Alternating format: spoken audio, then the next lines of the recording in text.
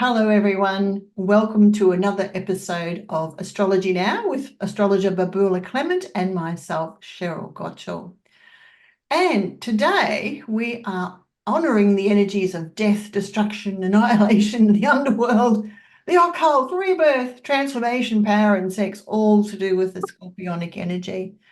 But joining us today is my statue of Zippy Totek. I'll just bring that, hang on, let's come in here. Where are we? There we go. And this is a death whistle.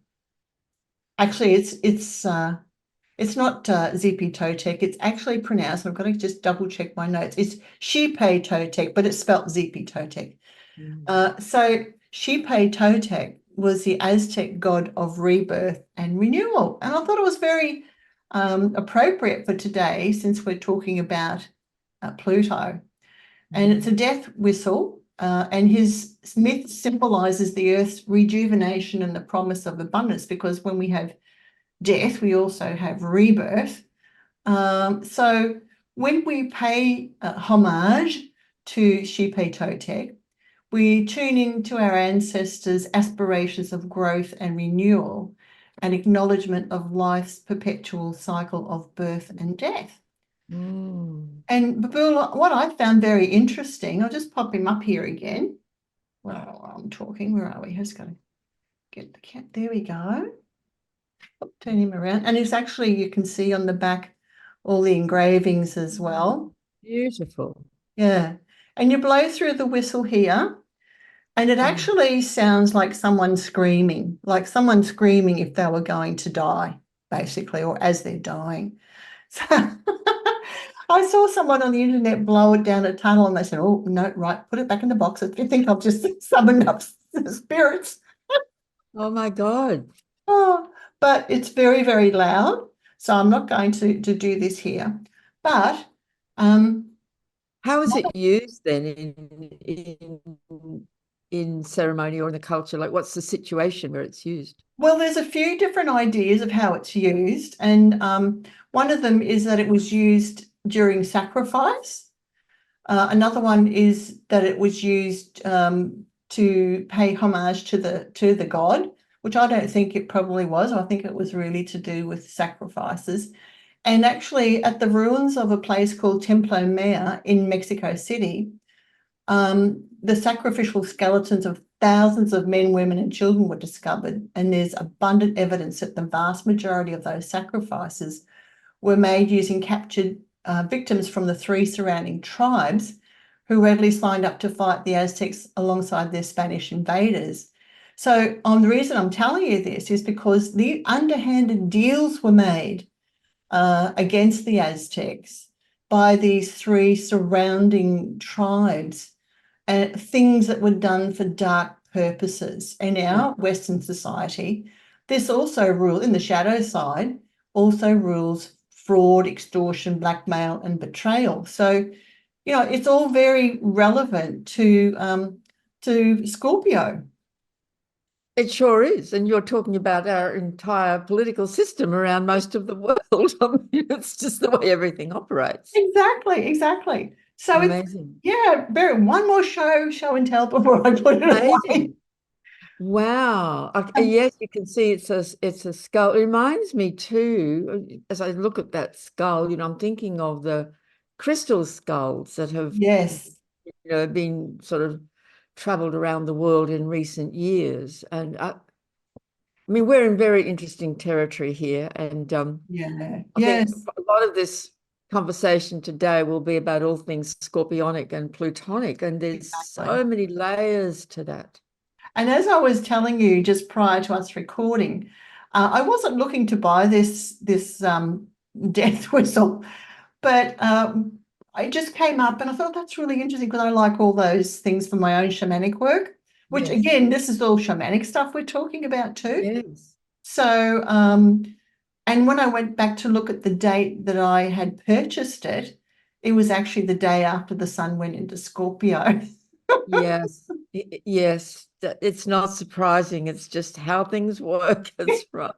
It's amazing, really. Wow. Yeah. Yeah. So That's that's my such a little show and tell. It's amazing, and it's such a beautiful object. It's very, yeah. I just like holding it too. It's very, yeah, and heavy. Mm. So yeah, so Scorpio, I often think of Scorpio as that sign that represents all those things, those powerful life experiences from which there is no escape. Mm, And the joke is, death, birth, and taxes. It's like, it's the real bottom line stuff. yes. And death is simply a reality. And whether we try to, brush it aside and not talk about it and keep it, talk about it in hushed tones, it's not going to make Mm, any difference. It's still a reality of life. mm. Um, where Well, do we start, Cheryl? Scorpio. can I just add something else too? Yeah, Because with Scorpio and Pluto, this that rules the sex organs, the yeah, vessel for life to be conceived, right? So this is the birth part, and then death is like the elimination channels. When we die, when we're alive, all our cells cling together, and as soon as we die, they start going in the opposite direction and yeah, disintegrate, falling apart. yeah. And then it also controls the colon and the sweat glands where all the toxins are purged from That's too. right. So, again, it's all to do with this particular energy. Yeah, it is. It is. So, you'll all know that we're now in Scorpio season. Every time this year, around about the 22nd of October, the day can vary from year to year. The sun leaves Libra and moves into the sign of Scorpio, and we all take a deep dive, willingly or unwillingly. Where skimming along in Libra, and suddenly it's like the energy just pulls us down and in, and it's Mm, a water sign, a fixed water sign. So we're absolutely in the realm of feelings. um Scorpio energy is very, very intense, very powerful, mm, challenging in many ways, because we are all at this time of year for everybody. And I'm seeing it, in my own family, around me. All of a sudden, things are coming to a head. There's crisis. There's mm, a situation that might have been going along for a while. All of a sudden, it's it's like somebody's turned up the intensity knob and the mm. volume. Yeah. And Scorpio very often expresses itself through crisis, and sometimes through extreme crisis, such as trauma. Mm, Um, But it is about transformation. It's death and rebirth, the endless cycles. And when we're talking about it on a soul level, when we come in with Scorpio themes in our birth chart, which many people will have, some very strongly and some not so strongly, it's the soul in this processing some really deep stuff, and if we're willing to take that on, we can do some really powerful transformational work. And in my experience, and I've said this for years because it's true, I've not yet seen anyone, yourself included and myself included, who works in healing fields in some way, or in therapy, counseling, they're psychiatrists, psychologists, shamanic practitioners. They always have Scorpio themes significantly in their birth chart. yes, I certainly do. Yeah, I've got Mars, Neptune, and North Node in Scorpio in the 10th house. exactly. Yeah. That's right. Mm. And I have strong Scorpio energies as well, and there's Scorpios around me and in my family and so on. I have a great deal of respect for this sign. It's not a sign you want to mess around with. It's at its lowest expression, it's represented by, of course, the scorpion. Yeah. And like, who's not deadly afraid of a scorpion? Mm. If you see a scorpion, immediately there's this fear and anxiety about, oh my God, it's going to kill me. Yeah. And so all those creatures in the world that represent potential danger, like sharks in the depths of the ocean, in Yeah. the deep, deep waters, you look in a swimming pool and you can't see the bottom and you're wondering, is there a snake? Is there spiders down there? Is something going to get me? Yep. Yeah. Yep. Yeah. So it's all, yeah. I was going to And, say, and in human beings, what's that? Go on. no, go on. And in human beings, we will all have experienced the expression of that energy in certain people who haven't yet come to a point in their soul's journey where they've done the deep healing and transformational work of that same energy. And so they can be prone to some pretty dark behavior. Yeah. Yeah. There's a lot of projection of their own shadow onto other people. Exactly. And it can be really quite destructive, and a tendency to want to blame everybody else for everything that happens to them without taking that 180-degree turn and looking, well, what's actually going on inside of me? Yeah. And why do these things keep happening? And then we begin the work, So that's the process with Scorpio over many, many, many lifetimes to do that deep transformational work and confront our shadows. And so for those who've done a lot of that, the people with strong Scorpio energy in their chart are usually quite remarkable, amazing people. They are fearless. They will go into dark spaces fearlessly. They can be guides and supports for other people to help them facilitate their own healing and transformation. It's Yeah. amazing energy. There's certainly a sense around that of treading where angels fear to, or going where angels fear to tread. Yes. Yeah. Yeah. Exactly. And I because both you and I have Mars and Scorpio, so I'm always fascinated when I see that in charts, because it's very potent, that combination. Mars is an old traditional ruler of Scorpio. We say it rules Aries and Scorpio. And when Mars is in Scorpio or connected to Pluto, the modern ruling planet of Scorpio, it really doesn't get any more potent and intense than that. And in the lives of someone who's like quite a young soul or very unconscious, or has aligned themselves with what we could call the dark side, that same energy can be extremely abusive and destructive. Yes. Yeah. In someone who's more evolved and done a tremendous amount of work over probably many lifetimes, that same energy shows up in the charts of people that I call the light warriors, the warriors of the light, because they are fearless and they're not afraid of death. So would someone who has PTSD, for example, Yeah. that would be due to that connection? Yeah, Because that's right. when you think about people who go to war, and That's right. face death all the time. Yes. And incredible trauma and incredibly intense Yeah. situation. Yeah. Yeah. Hmm. And it requires, they could spend the rest of their life healing that kind of trauma. And it can, in some cases, take lifetimes. It depends on whether that person, that soul, is ready to take that on in this life, Yeah. I think it also relates to entity attachment as well, Yeah. which I deal with the shamanic work. So That's right. That's removing, right. yeah. And you have It's to know what you're doing. you have to know, because you're dealing with some very complex, tricky energies. Yeah, that's right. Yeah. And it's also Scorpio, as all the water signs, but this one very often denotes a natural psychic capacity. And of course, psychic energy can be used for ill or Yeah. for good. The energy itself is neutral in a way. It's how we're using it and functioning with it in our lives. So often very psychic. It's, Scorpio people, and I know a lot, many of them are extremely perceptive.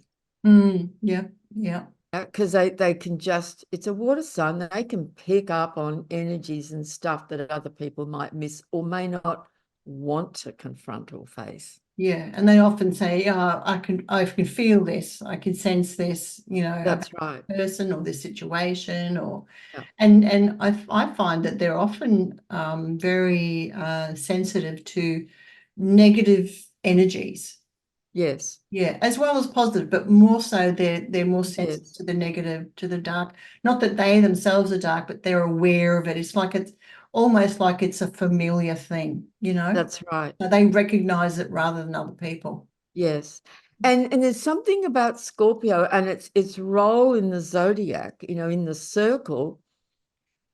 This is a sign where spiritual bypassing is not on. Like it's just not on, Yes. There's no way you can. So we all have to confront these darker forces in life within ourselves and in the world around us. And there's a lot of that on planet Earth. Mm. And people who only want to believe in the good are missing a very, very important part of reality, that this darker energy is real.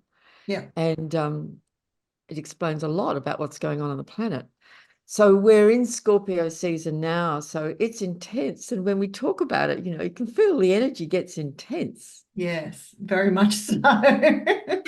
It's almost like when you talk about it, I can sort of tune into those dark forces. Not that I'm handing myself over, but you're just aware of Yeah, that, and yeah, working, making sure that that's not coming that's right. in. That's right. Mm. And so, we're in Scorpio season, and of course, we're here to talk about the Scorpio new moon, when the sun and the moon come together at 9 degrees and 35 minutes of Scorpio on the 1st of November Mm. at 10:46 p.m. Brisbane time. So people can adjust that. It's got daylight savings in the southern Right. states.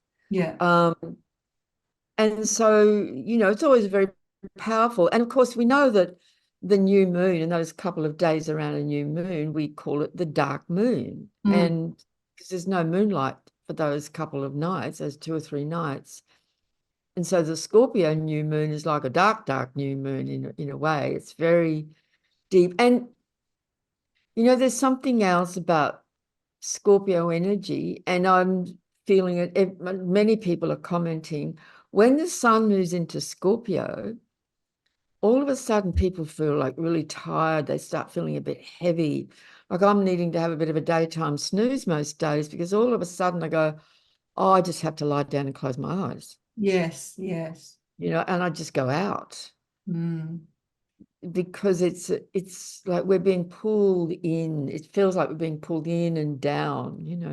That'd be why I've been yawning my head off lately. It's like, just Oh, dragging myself around. I had a visitor this morning and they were just dragging themselves up my front steps, and I could hear it in their footsteps that that's they were right. really pushing themselves.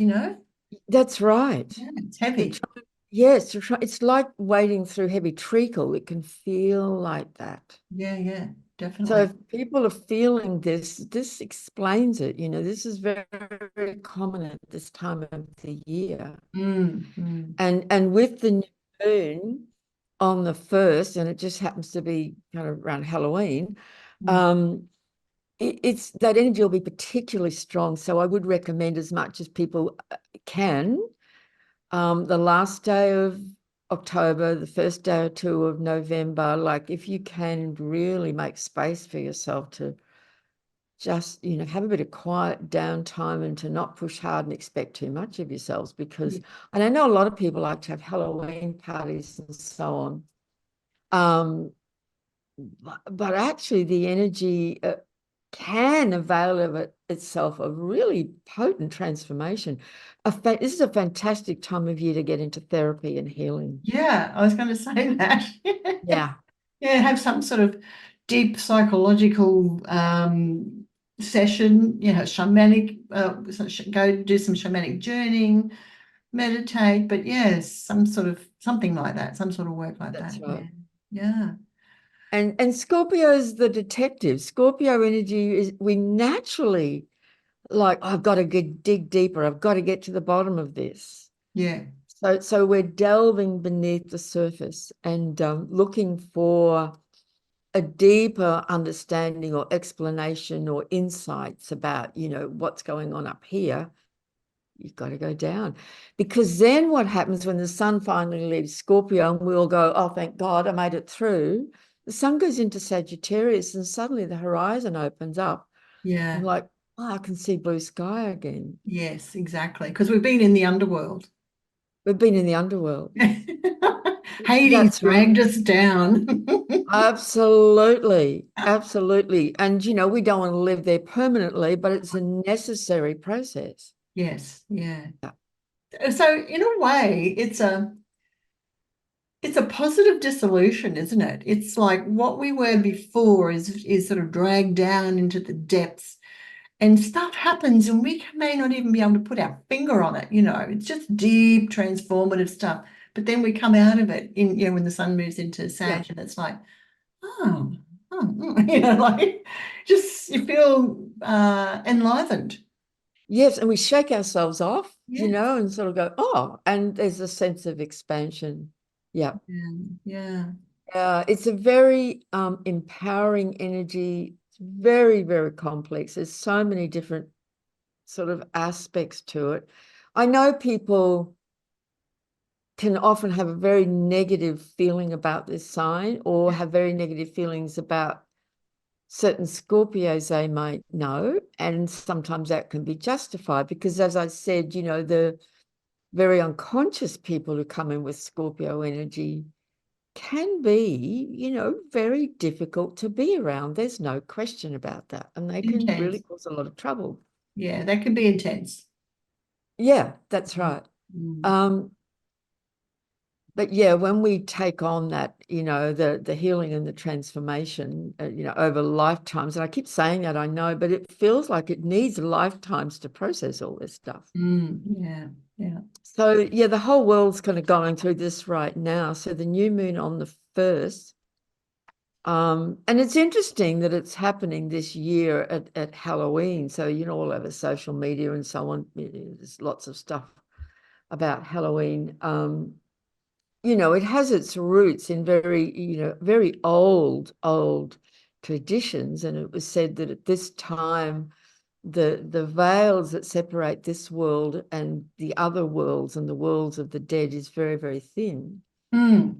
And that, and so people dress up as skeletons and goblins and witches and, all this sort of thing and have a bit of fun. But I think, darker forces can also use, like, there is a real thing, it's called black magic. There's Yeah, white magic and there's black yeah, magic, yeah. and there's dark witches and there's white witches. So yeah, it sort of depends where we're coming from, but I would suggest that, it's wise to take a little bit of care with our energetic field, Yeah. as we navigate through this time. Yeah, and it's also it's the time of Samhain too.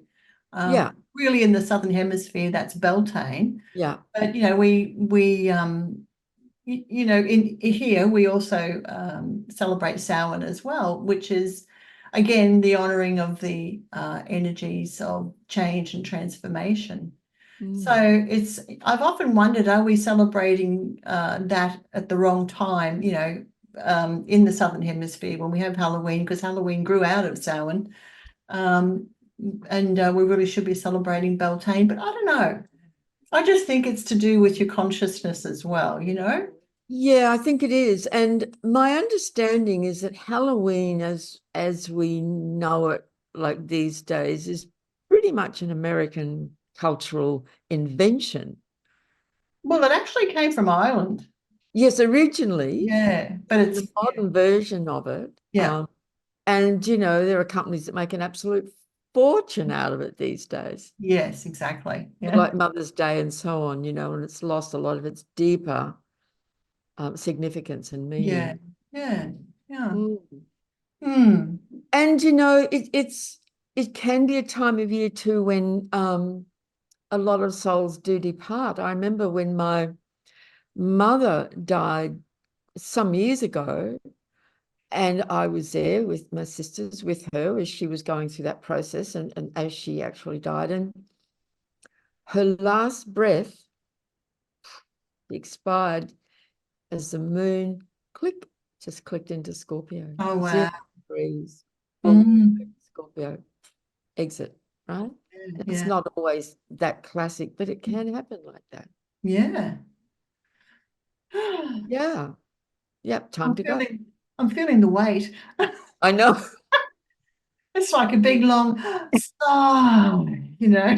So the other thing to bring in, as you say that, is to remember that through these processes of transformation, which can only happen through confronting with the shadow, as Carl Jung talked about, um, the light comes in and is expressed through symbols in Scorpio, like the phoenix rising out of the ashes and the eagle flying high, with clear sight, but it's been through, so the phoenix has been through death processes, and emerges, and the butterfly emerges out of the cocoon where it's in the dark and turned to goo. And sometimes we can feel like we're turning to goo in the dark and we're having a dark night of the soul. But then there's an emergence, and we've got to remember that we come out the other side. And every year as we go through Scorpio, we go through this again and again. And we all go through different times in our life, don't we? When we're having big Pluto transits, well, we go through the same process of death and rebirth, and something of our past reality or life or experience or identity dies to what it was.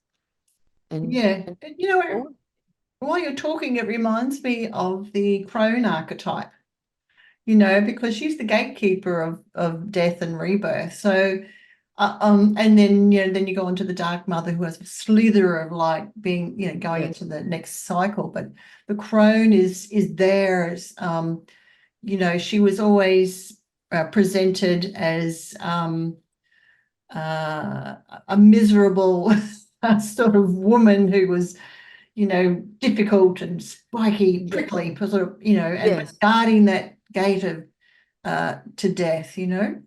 yes, yes, exactly. Yes, Mm. prickly and difficult. And yes, so you have to find courage, to meet with that energy. Absolutely. Yeah. And so Yeah.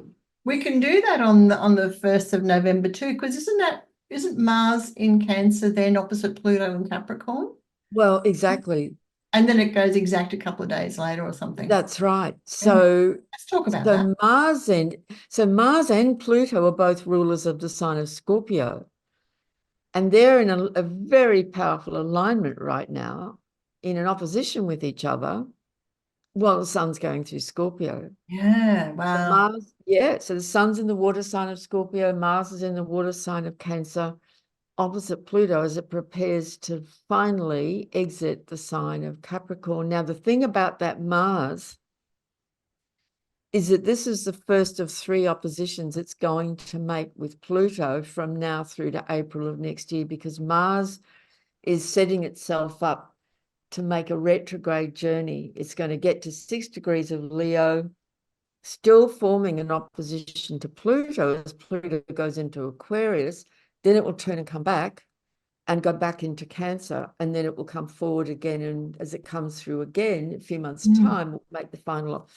So even as the sun leaves Scorpio around the 22nd, 23rd, these Mars-Pluto oppositions are still kind of holding their energetic. And we can see it in the world. It's very, there's wars, horrendous things are happening in these war zones. Yes. Abominations of abuse are happening. And this is the Scorpionic territory, Yeah. to face the truth of this is to be in absolute denial. And yeah, and so and the US election is coming up, so these are very dynamic energies that are going on, and we'll all be experiencing it in our own lives. So really powerful emotions can come up to the surface. We might be, fundamentally be a peace-loving person, but these kind of energies can come through, and all of a sudden we're just like perhaps a very strong rage is coming up through us. We can be, triggered by something and feel absolutely enraged, and it's part of this energy. There's a sense of that, and we could start to really feel now. We've already been feeling it, but really feeling that last push of the birth of shifting, shifting out of Yeah. Capricorn and moving into Aquarius. Yeah. It's like the doctor, the gynecologist saying, "Come on, one last push." But That's right. this push is going to go till April. Like, this is a really prolonged birth process. Yes, and the feeling in that moment for those of us who've given birth, it feels like, oh my God, are we ever going to get there? I can't do it. It's too hard. It's too intense. I'm going to be ripped asunder. Will I die? Will the baby die? Like, it's full on. Yeah, it is. It's big, big, heavy stuff. Yeah. Yeah, and moments of birth and moments of death hold the same energetic dynamic. We're talking about powerful portals here. Yes, absolutely. And if you've ever been in a room with a woman giving birth, apart from our own, I have with my daughter, or in a room with someone who's dying and dies, the energy is very similar. It's very powerful. It's incredible. Yeah. That Mars in Cancer is at 29 degrees in Cancer. Yes. It's at Pluto, which is, I think it's almost 29 degrees or just 29 degrees in Capricorn. That's that really powerful degree that you talk about, that anorectic degree. That's right. Well, Pluto on the day of the full moon is at 29 degrees and 44 minutes. So it's like so close to Yeah. the end. Yeah. And Mars is at 29 and 4. So they're both at 20. Yes, these anoretic degrees. Yeah. Yeah. Wow. Yeah, it's powerful stuff. And of course, Mercury is also in Scorpio. Yeah. And Yeah. so at the full moon, Mercury's at 28. And so very soon after, on the 3rd, early in the morning, Mercury, the planet of communication, thinking, mind, how we speak and use words, and leaves Scorpio and goes into Sagittarius. So there will be a sense of some part of this Scorpionic energetic will be released. And with Mercury in Sagittarius, as you know, as a Sagittarian, there's a natural compulsion and impulse to speak truth. Yeah. And so when something comes out of Scorpio and goes down into the underworld like a planet and then emerges, it's symbolic of, and now I have to speak of this. I have to speak from a place that has been transformed by what I went through when it was going through Scorpio. Right? So the Mercury in Sag can then feel more free to speak about what was experienced before and what has been transformed, and it's more able to speak. It's more free to feel like it can speak. Yeah. Yeah. Yeah. Yeah. I'm just thinking about that Mercury in Scorpio. We sort of want to penetrate the depths of our own thoughts, don't we? And those of others. Yeah. Yeah. Just like, would it be something like reflecting, like, why did I think like that? Or why did I say that? Or that sort of thing. Yeah. You're wanting to understand in a deeper way. Yeah, not superficially, like, oh, I'm just having a bad day. No, that's right. And it's having good people around that you can have those kind of deep, profound conversations with. Like, I know, as I said, know a lot of Scorpios, and they're not really interested in superficial chit chat, most of them. No. What they love is deep, profound conversation where, okay, let's get into it. Let's get to the bottom of this, and let's speak about things that you don't often speak about. Like, it's taboo territory. Yeah. Yeah. And I have said some taboo things publicly. Yes. Well, you're a Sag, you're supposed to. Oh, I've said it on radio, and then I've in interviews, I think, God, did I just say that out loud? Yeah, that's But I right. do, because it's getting to the heart of the matter, to the truth of things, and to the reality of it, and That's right. to the hidden depths as well, which I love to talk about taboo subjects, actually. Yes. Yeah. It's so liberating and so empowering. And then we realize that other people have had similar experiences and go, oh God, it feels so good to talk about this. Yes. Yeah. Because there's all kinds of issues around shame and being secretive, and you can't talk about this thing, whatever this thing is, Yeah. Well, yes, you can, and that's where the healing is. Yeah.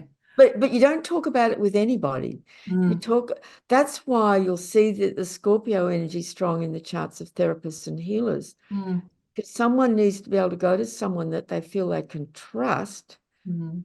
to speak of these things that they don't normally talk about. And Yeah. that's how the healing happens. Yeah, exactly. Yeah. Yeah. And when someone says, like I know that there's a place, I just can't remember, but there's some sort of therapy where people lie down in coffins, or they lay down in a shallow grave, or they even get covered except for their face, right? That's really scorpionic, isn't it? That Very good. type of therapy for people who are afraid of dying, Yes. or know they need to go somewhere deep, but they just haven't found the right way to do it, that sort of thing. Yes. And a good Yes. therapist, if you say something like, which has happened to me too, like someone said, oh, I feel like I'm dying. I said, oh, let's lay down on the floor together and die together and see what that's like, that sort of thing. That's really Yeah. scorpionic. And to know that you're safe. That's right. Yeah. That's right. Mm, mm. Yeah. Yeah. Fascinating stuff. And yeah, so many of us over our lives who've done a lot of that deep transformational work. And, it's very powerful and very intense when you're in it, when you're in the process, whatever it is. But on the other side of it, it's just absolute sense of liberation. Mm, mm. Yeah. Yeah. So, Well, I just want to insert something here, or maybe we're going to talk about it later. Are you actually are we going to start talking about Pluto and Aquarius this episode, or that'll be next time, and we're going to, um, probably a bit more next time yeah, because that will follow after the full moon a bit later in the month. yeah. And But it is relevant, isn't it? Because this energy that we're experiencing right now is like a prelude to Pluto changing signs. well, it's part of the story, isn't it? You It know, is. but we are going to tell the bigger story in a one episode just about Pluto and Aquarius down the track Yes. after it's happened. So stay tuned, people, YouTubers, Yes. because we will do one full episode just on Pluto and Aquarius. Yes. Yes. Yeah. That's a really great idea. So yes, on the 3rd, as Mercury goes into Sagittarius, that's also the same day that the Mars-Pluto opposition is exact. So that's quite a powerful day. And then on the 4th, Mars exits Cancer, Mm-hmm. right? It's 29 degrees of Cancer now, and actually moves into Leo. Mm. But it's only there for, I didn't write down exactly when, for a period of time before it turns retrograde on the 7th of December and begins to turn back through those degrees of Leo into Cancer. But Mm. we're going to have a period of time when Mars will be in Leo, and Mars is very happy in Leo. It's a fire sign, and Mars has a certain fiery quality. So when that Mars is in Cancer, I mean, I always think of Cancer as the home, the family, that sort of thing. Yeah. Even your own homeland, whatever. Um, and it's a soft energy, but Mars in Cancer is a bit different. It's a different sort of energy. It makes it a little bit more assertive, because my daughter's a Cancerian, and she doesn't always, she doesn't openly express herself a lot. So I guess because of the unconscious fears, I think, for Cancerians in the world to actually come out in the world at times, because is it safe? Yeah. Is it okay to talk about this stuff, right? But there's a sensitivity about that too. So Yes. that Mars in Cancer, and I'm just saying this to break it down a bit. Yeah. It's about becoming more assertive, but Cancer is soft, so it's in a sensitive way. Yes, it is. It's soft. It's also a very protective energy. And so that instinct to want to protect yourself from the harsh experiences of other people or the world out there Mm, is quite real.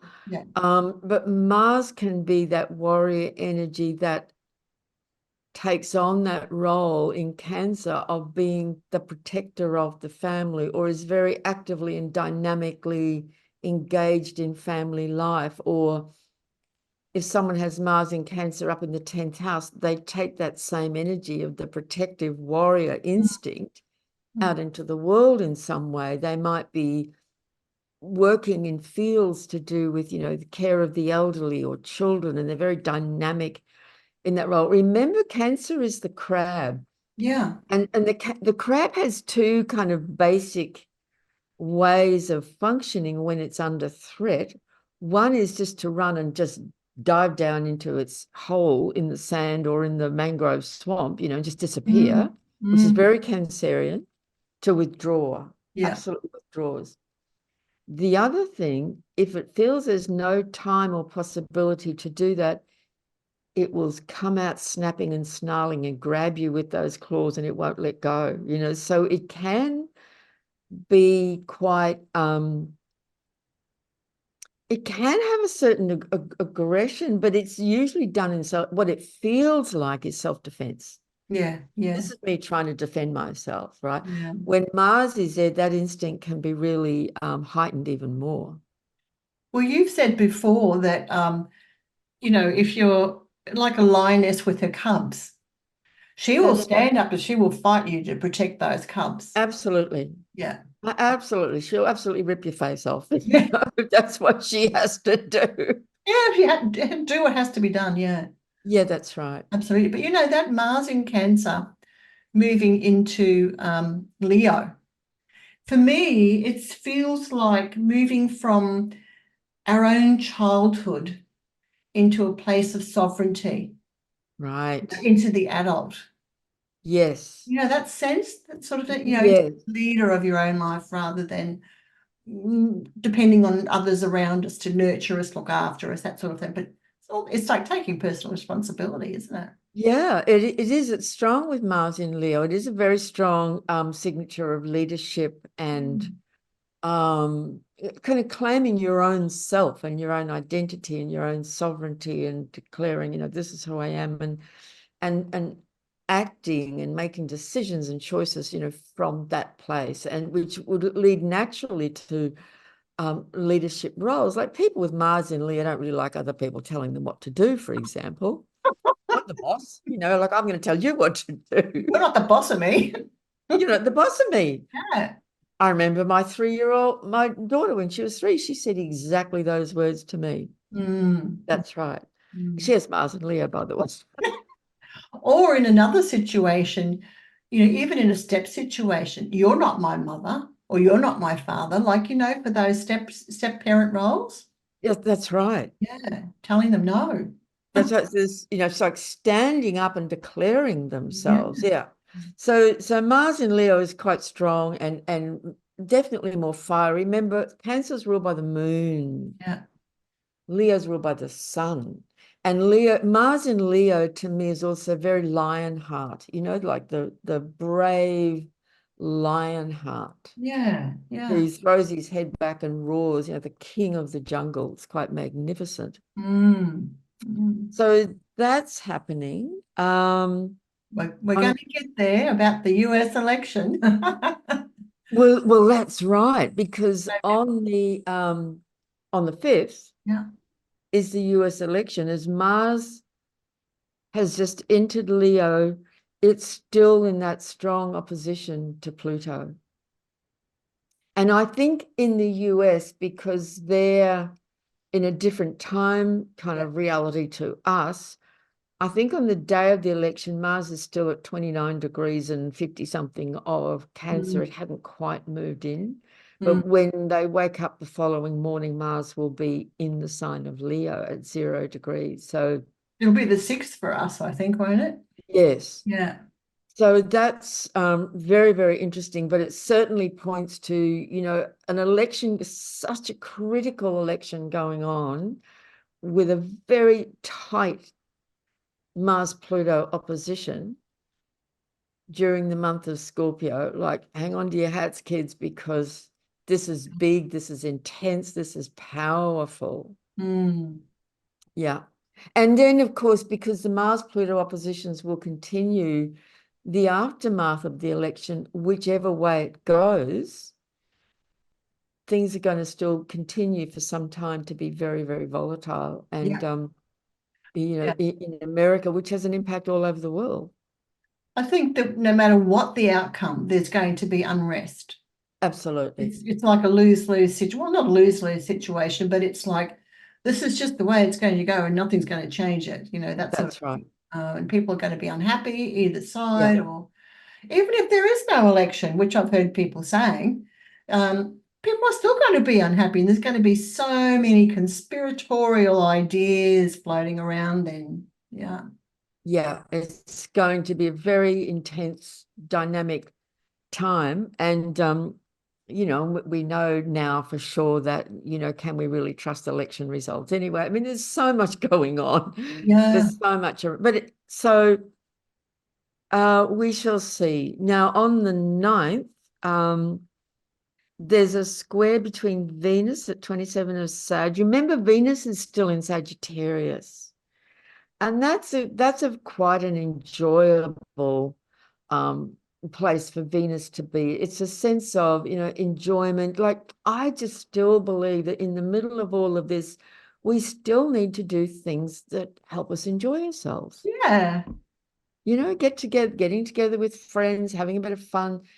Now, I know that people are going through all sorts of intense traumatic experiences around the world, massive weather events, wars. So I'm not dismissing that at all, but if we're not in those situations, to help keep the energy more positive and uplifting, for the collective, do our best to stay as positive as we can. And I think Venus square Neptune can just be, a few days where we get to have a bit of enjoyment and a bit of relaxation, and look, and it might be, God, it's been so intense lately. I'm going to meet my best friend and go and have lunch and have a few laughs. And it can be as simple as that. Mm. On the 12th, then Venus changes signs. She will come out of Sagittarius and go into Capricorn. Mm-hmm. So if we look at these as simple archetypes, Venus and Capricorn, Venus and Sagittarius is like party girl, fun, having a Yeah. great time, great with that.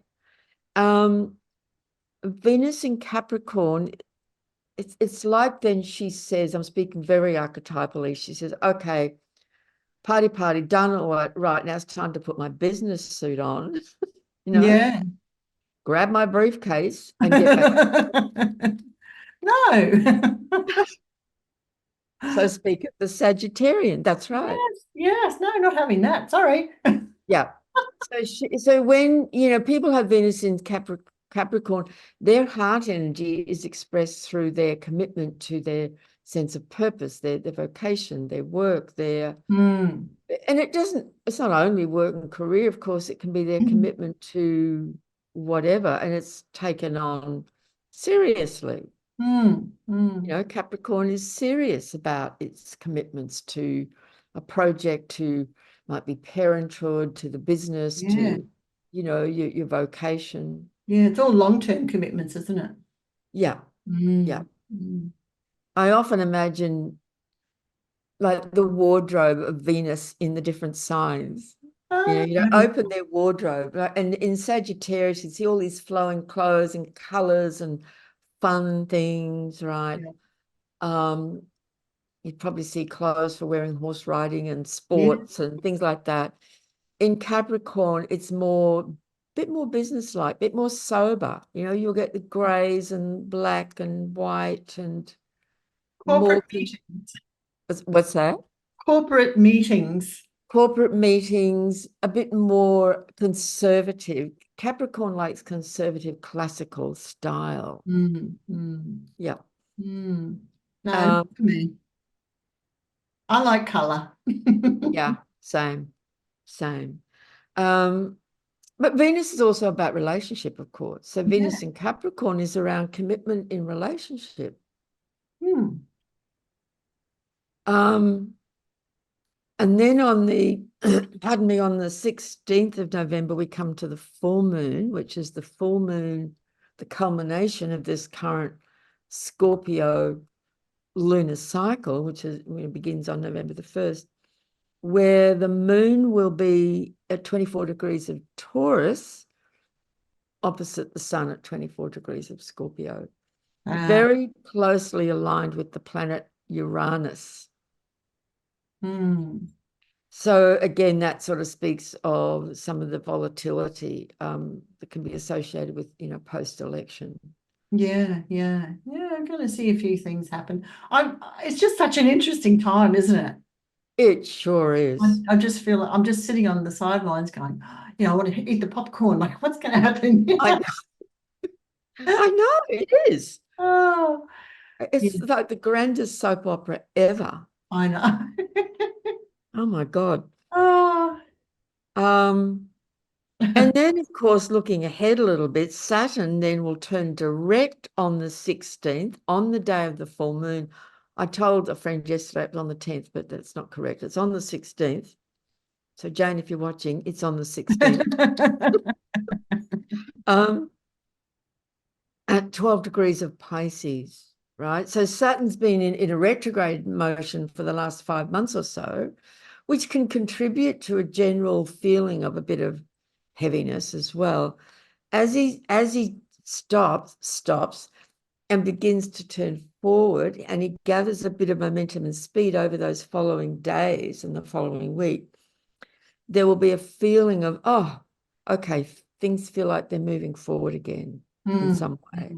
yeah. Um, and then, of course, yes, that's followed on the 20th by the very famous and very important Pluto entering Aquarius, Mm. finally exiting Capricorn. I think we should have a party, Cheryl, Yeah, I think we should. I and was just invite all our going, crazy friends. I was just going to say, I'll be glad when Saturn moved out of Pisces. I've had enough. It's a, Well, yeah, Saturn's going to continue through Pisces through next year, yeah, I've been just but I really. know, I know. That's what I want to do. I feel like I don't know, it's just pops the balloon or somehow, or just yeah, anyway. 2025 and 2026 are going to see big change of energy. The energetics are going to Yeah, start to feel very different. It's been pretty heavy going. yeah, really, really, really heavy. Yeah, Yeah. And changes are going to be happening very quickly, starting 25 and through 26. Yeah. yeah. But very, very major. And then, of course, on the 22nd, 2 days after Pluto going into Aquarius, the sun goes into Sagittarius. You can't help yourself, just got to get that little bit extra in. I know, I do, I do. So I'll leave it at there because there's lots kind of following on from that. But Yeah, that's great. Yeah, yeah, yeah. Mm. Well, I know after all that Scorpio talk, we do have to go, oh, and it's really helpful. Like I find it really helpful. I do this almost every day now. I'll come in here or anywhere in the house even and just start shaking my body or putting on music and trying to kind of shake the energy off because we can get very kind of we can feel bogged down in this sort of heavier psychic energy of all yeah, this Scorpio, and what's going on in the world. If we can shake some of that off, it makes a yeah. huge difference. I feel like when I'm looking out at the world, that it's got a grey veil over it. Right. That's what it feels like. And I'm Yeah. just waiting for that color, Yeah. to return like it used to be. And not the times will be like they used to be, but Yeah.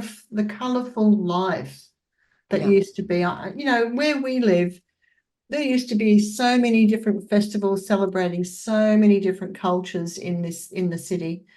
And you don't get that now. It's like No. the puff's gone out of the sails for many, many people. Yeah. Hmm. And I've noticed that if I walk into clothing stores, Yeah. I look around because we both love color. I look around and feels dull. Yes. The Yeah. colors are dark, they're muted. Yeah. even if there's an attempt at color, is dull. Mm. And I'm like, where?